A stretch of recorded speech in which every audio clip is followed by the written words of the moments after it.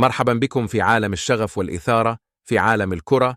كل لحظة تحمل قصة جديدة، واليوم نحن مع خبر: حصد الأهلي برونزية كأس العالم للأندية 2023 للمرة الرابعة في تاريخه، بالفوز على أوراوا ريد الياباني بنتيجة 4-2 في مباراة المركز الثالث.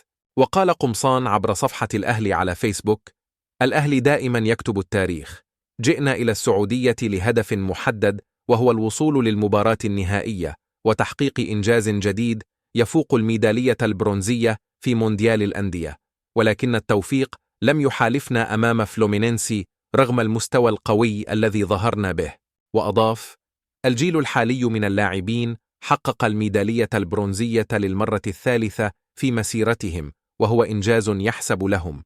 المستوى الجيد الذي ظهرنا به سيعيد جماهير الأهلي للالتفاف من جديد حول الفريق. وأتم توقيت تحقيق الميدالية البرونزية في مونديال الأندية جاء في توقيت مهم جدا، وسيمنحنا دفعة معنوية قوية قبل المشاركة في بطولة السوبر بالإمارات. وأصبحت النسخة الحالية الأفضل هجوميا للأهلي بتسجيل 7 أهداف، متفوقا على سجل التهديفي للنسخة الماضية برصيد 6 أهداف. وأصبح مارسيل كولر ثالث مدرب يحصد البرونزية مع الأهلي بعد مانويل جوزيه في 2006 وبيتسو موسيماني في 2020 و2021.